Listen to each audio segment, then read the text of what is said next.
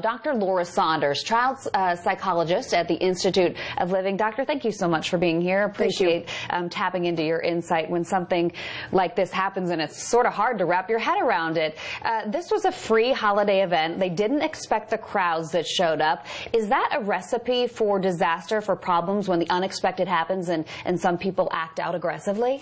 I think that there are times where we as adults lose perspective on what the goal is of an event or what the importance is. And when you lose perspective and it becomes a competition instead of a cooperative event, it can wreak havoc.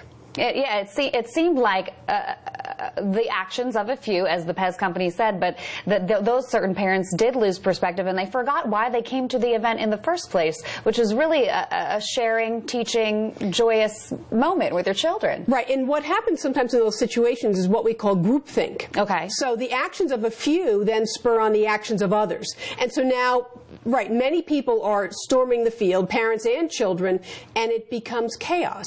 Instead of stepping back and saying, what am I doing and why am I doing this?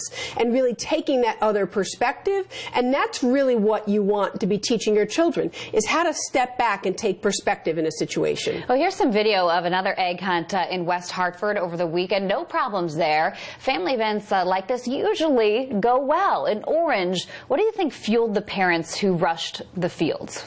Well, I do think it is about, you know, kind of like a mass hysteria. And sometimes in good weather, more people come out. And the more people you get out there, sometimes the harder it is to make your own decisions. So now you're doing things based on whatever other people are doing. Right.